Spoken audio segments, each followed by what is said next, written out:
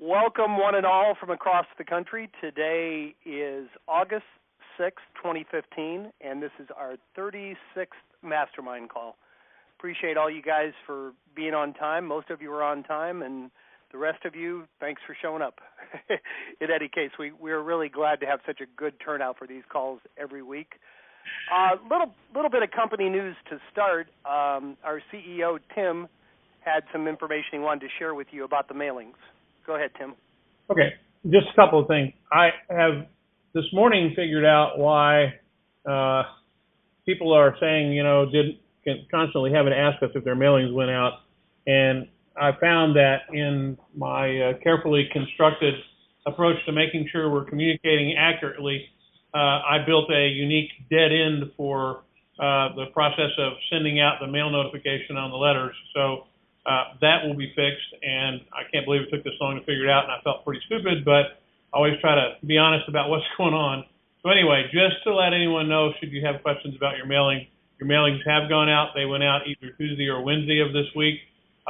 If you had stuff that was ordered prior to that, it went out either Tuesday or Wednesday of this week, and going forward, all mailings will go out and be notified as they go.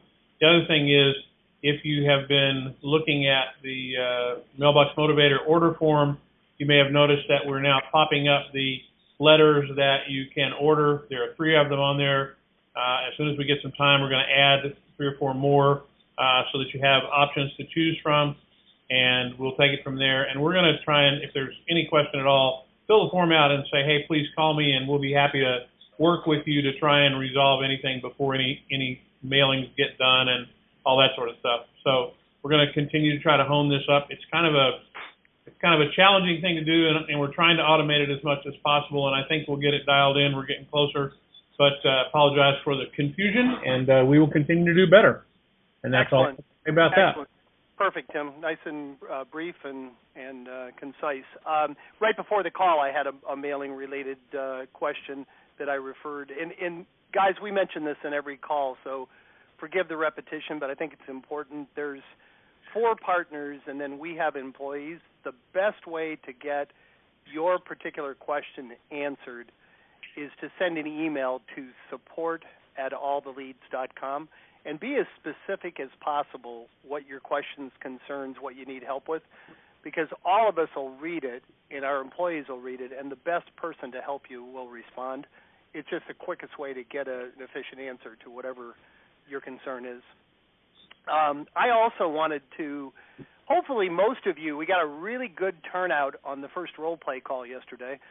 Got a great turnout on this call, so hopefully most of the same people, most of you were on yesterday's role play call.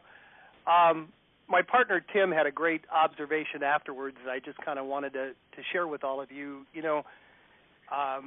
Nobody talks faster than I do, and very few people talk slower than Chad does. So probably most of you, your rate of speech is somewhere in between. And Chad is a stickler for making sure that all the heirs are present and accounted for at the listing appointment. I'm a little more willing to cut the executor a slack if he really assures me that, that he's in charge.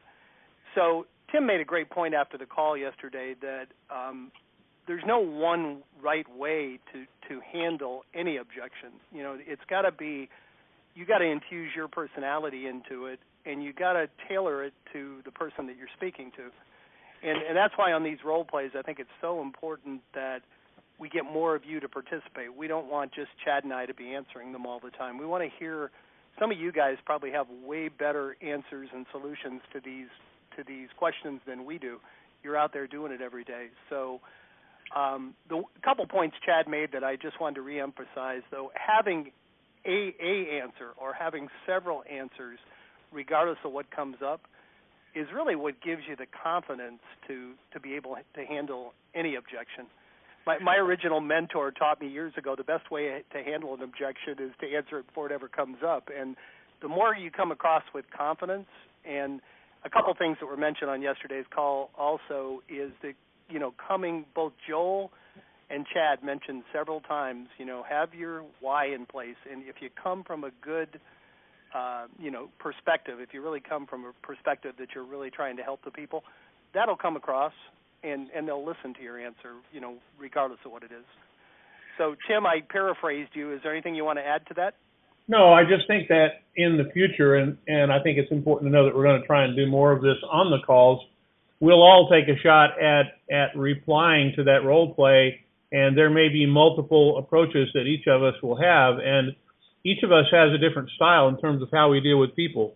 A lot of us come from an environment where, we do speak more slowly, and we do, take more time to say what we're going to say, and in other markets and other places and other lives, we talk faster and, all that sort of stuff. And our approach to dealing with people is very different. Sometimes people appreciate the fact that you have the ability to be very empathetic or sympathetic, and some of us are less or more so.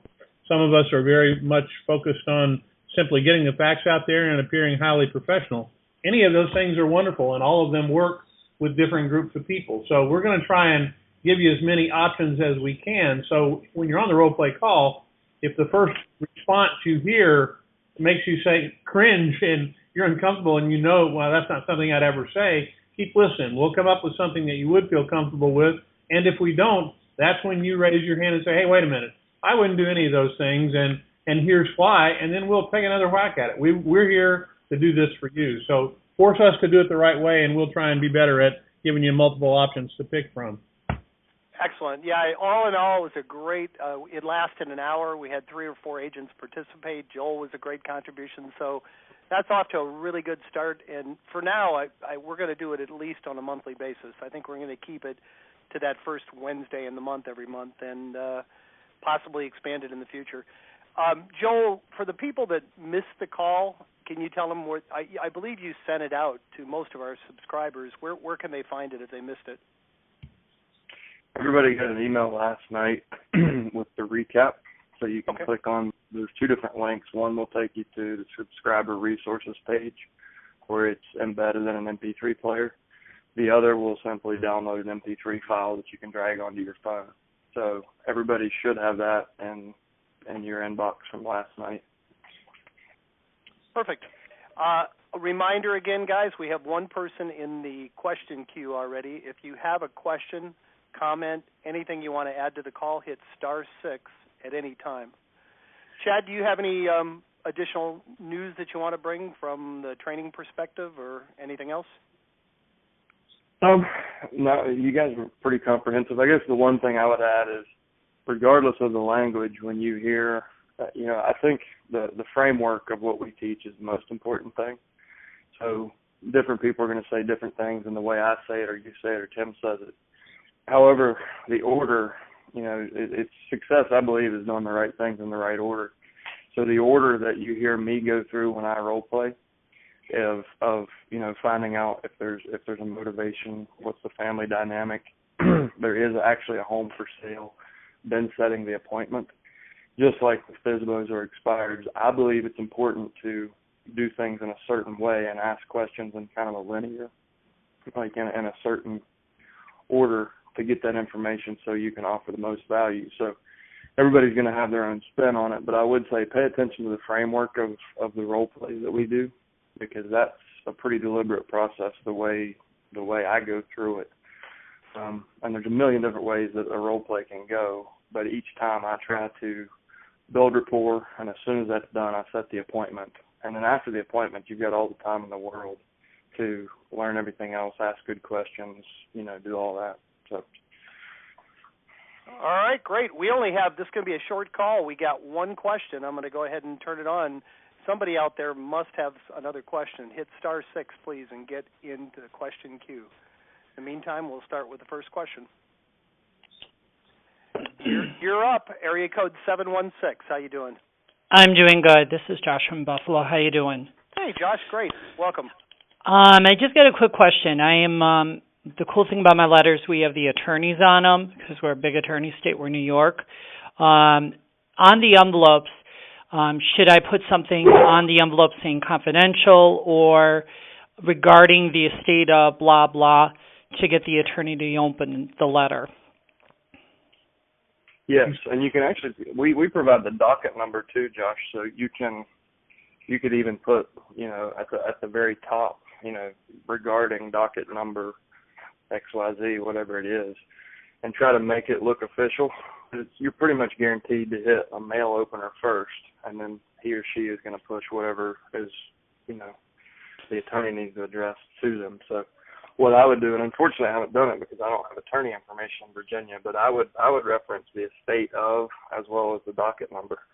So I would put the attorney's name, and then regarding the estate of Ruth, whatever, and then put the docket number after it, right on the envelope. Yeah. And I'll tell you what else I would do. I would put a CC at the very bottom, and CC the personal representative.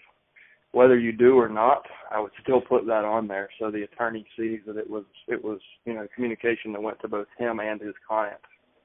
Okay, because I'm using the attorney letter saying we're trying to reach out to him. I just sent out the letters to the executor, executress of the estate. So, but put on the bottom of the envelope or the letter saying CC the executor.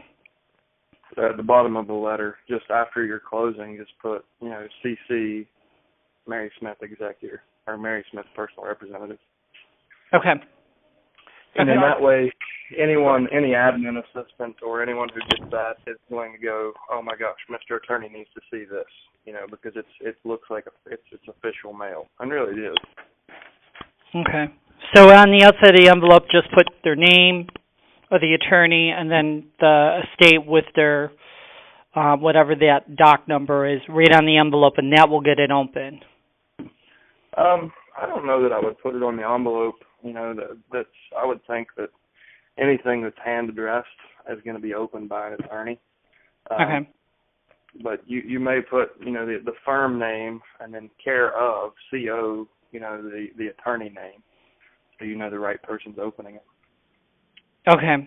Yeah, because on all mine, it kind of, most of them has the which attorney, especially if it's a big firm. Yeah, so I would send it to ABC Law Firm, care of Frank Jones, PLC, and, then Frank or his assistant will be opening that mail.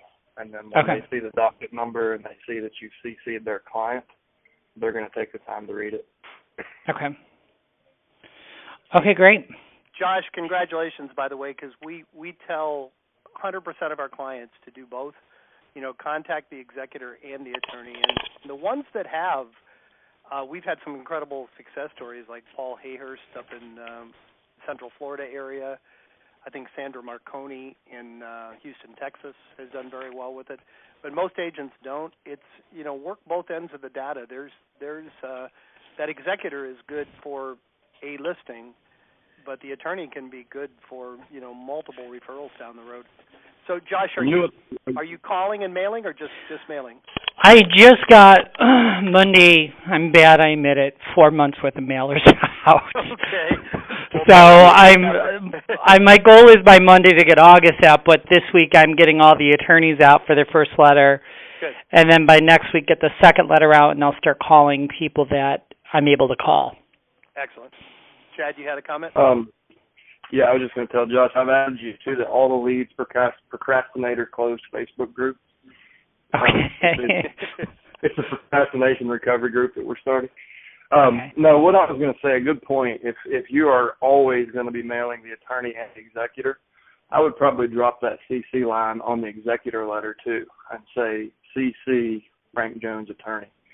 Okay. So the attorney sees that you're in communication with the executor sees that the attorney is also talking with you, and the assumption there is that, holy crap, this guy, my attorney must have referred this guy.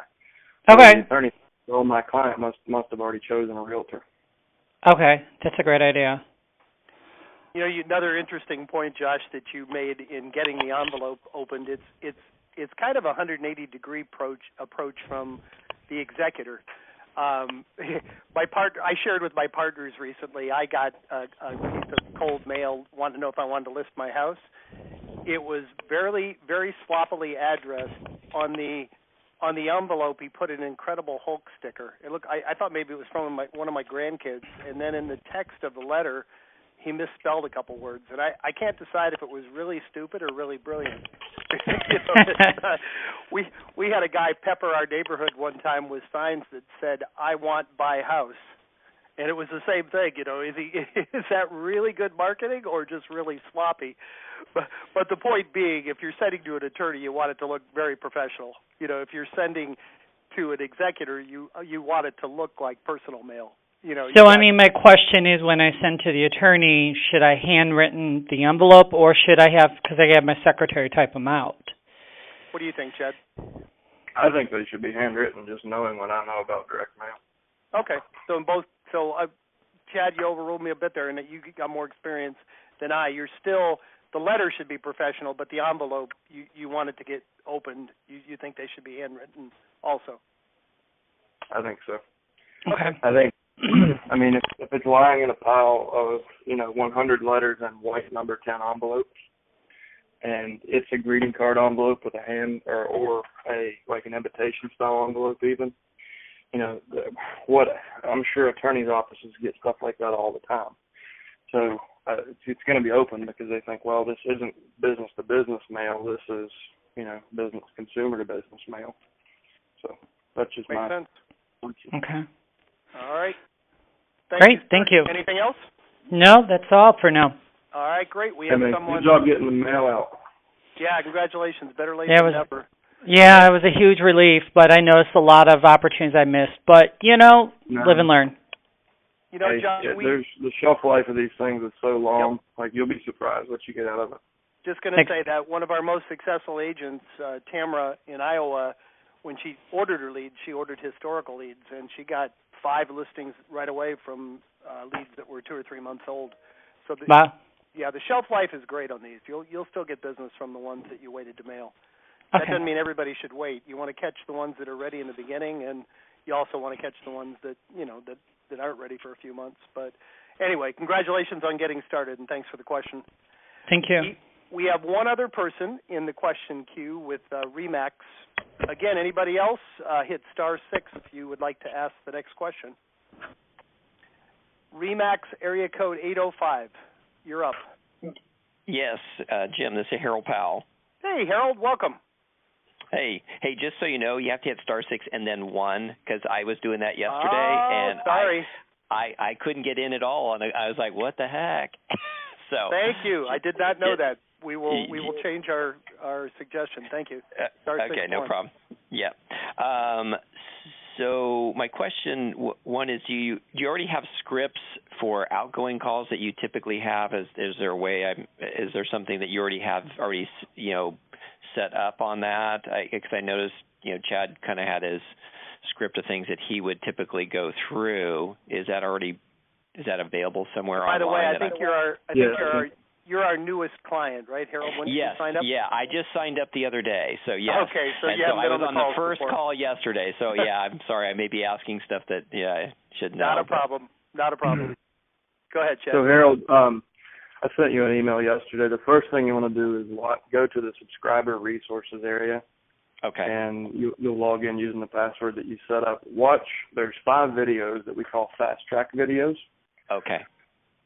Watch those 5 videos, and below those, right now, you'll see a list of resources broken out by strategy systems. Oh, there, I see them. Okay. Under the sales, you're going to look for, there's 2 scripts. There's an inbound script and an outbound script that's written in Microsoft Word, so you can make changes. I see it.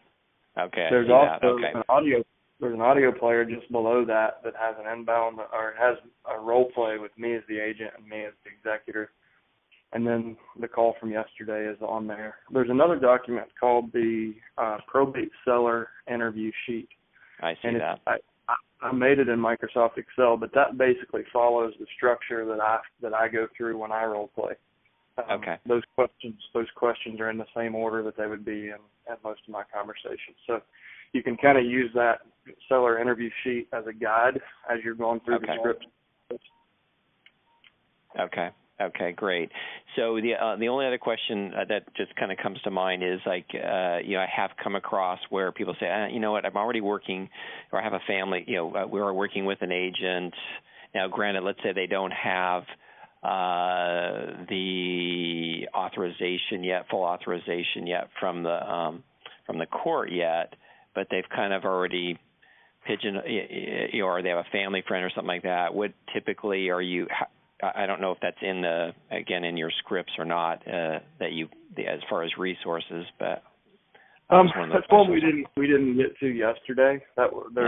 So in our probate mastery which is the highest level of training we have, and it's kind of hard to teach in small snippets, the sales segment, but in session 3 of mastery, we go through each of these objections in detail.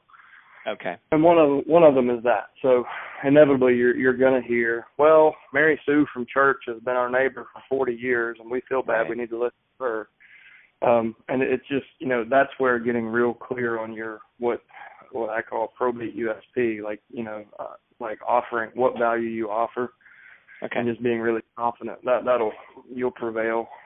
What I always do is I make sure that I come in behind Mary Sue from church. I want to make sure that I want to get a commitment, at least a soft commitment from them, that they will give me an opportunity to meet with them after Mary. And then I'll never say anything bad about Mary. I don't sell against Mary. I just say, I think you guys owe yourself the opportunity to sit down with somebody who is a probate specialist who really understands the process and what you're going through, and has a team of people to support me and you throughout this. I think that you owe it to yourself to kind of, see what your options are. Wouldn't you agree, Mr. Seller? Okay, great. So I've got a spot on Friday at 3. I could drop by if that works for you. Okay. Okay. So I'm going to go ahead and put that in the calendar. Do me a favor. Go ahead and meet with Mary. Can you give me a commitment that, you won't sign the listing agreement until we've at least had a chance to talk? Okay, great. So I'll be there Friday at 3. Listen, before we go, let me ask you a few more questions so I can do my homework and then just roll into, get all the details about the house, the situation, and everything. And I guarantee you're going to be better prepared, better educated, and be able to provide more value than anyone who's going to be in front of you. But what I think is most important is you're the last one through the door. So they can all do their dog and pony show. And then when you come in and you've got, you're using the system that we lay out, you're going to differentiate yourself, hugely apart from those other agents and just blow their socks off. So, okay.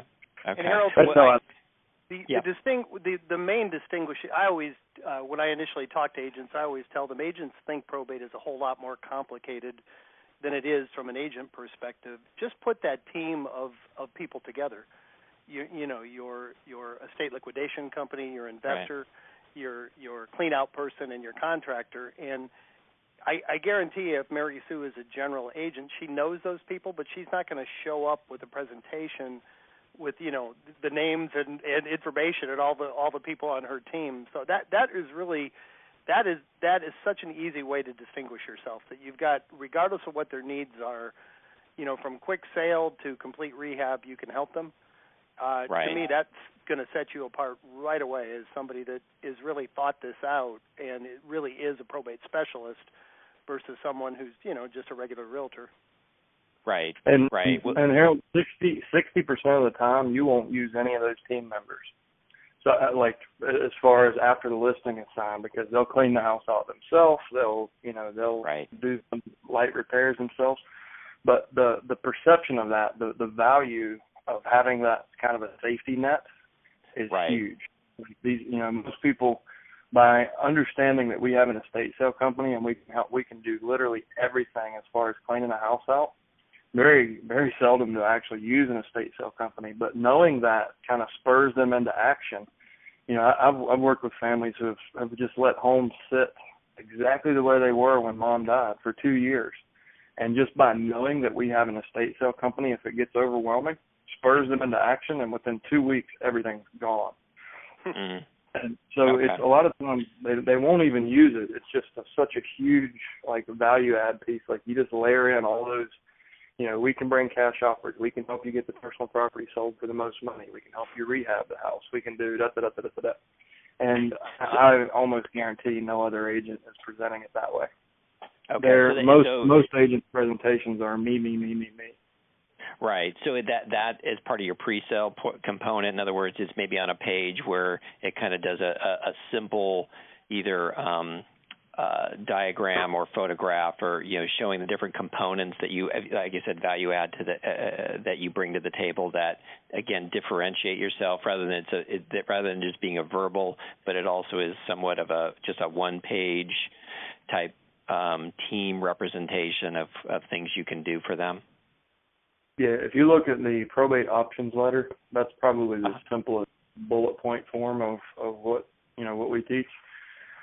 It just breaks out. That letter has 4 options, and you may have more than that. You might want to include stagers, photographers, things like that. But at a minimum, we recommend cash investors, contractors, clean out crews, estate sale companies. Those are the things that most people are interested in learning more about, So, and it doesn't matter why they call or if they use those or not. All that matters is they called.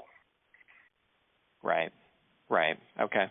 Have you ever gone with more the direction of one of the things, the reason why a lot of people that are in estate situations, one of the concerns that all the heirs have is getting the most amount of money, and do you think that's something that's important to the rest of the siblings? I've taken it that direction. Okay, I think I'm just curious. There's no seller in the world that doesn't want to sell for the most amount of money. So, right.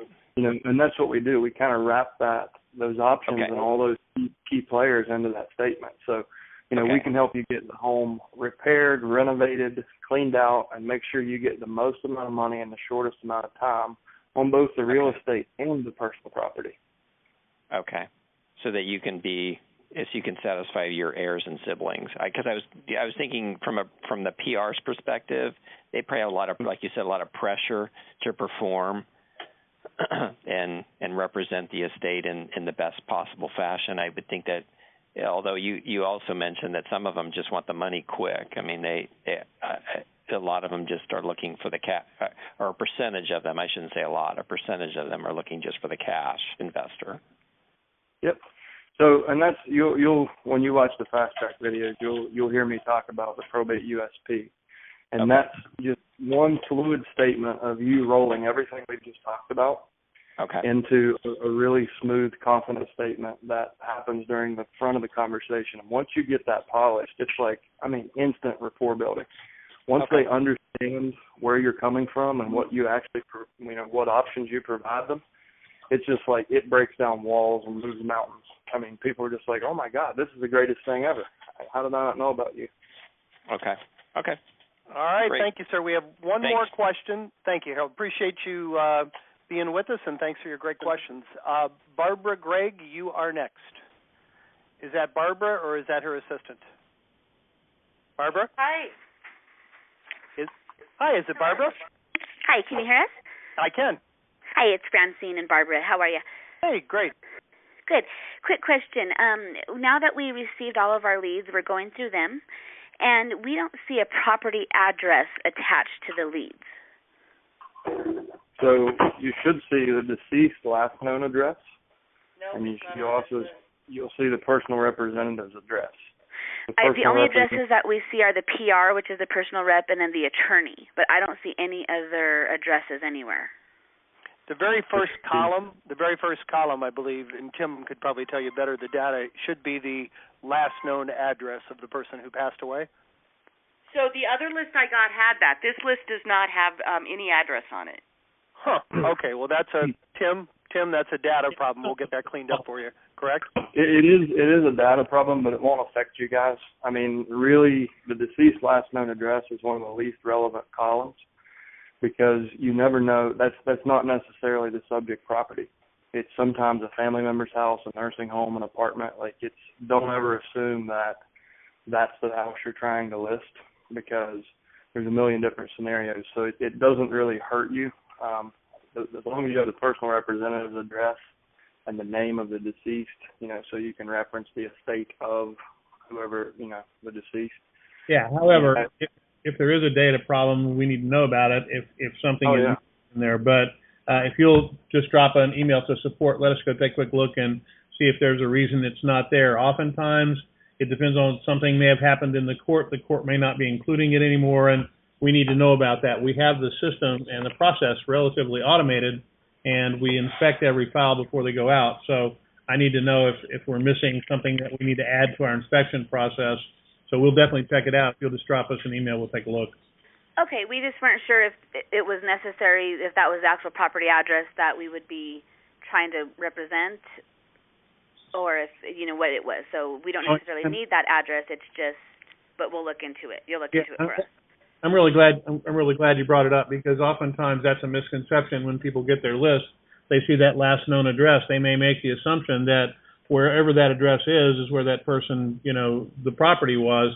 That could be, as Chad said, extremely misleading. It's an okay thing to kind of look at in general and get a sort of an overall feeling for maybe, where they were before they passed away. That's an okay thing to go do. But as you look at it over time, you'll notice that some of those addresses seem to be the same, and a lot of those are nursing homes and care facilities and things like that. So definitely not always the case. The other thing is it could be an apartment, it could be anything.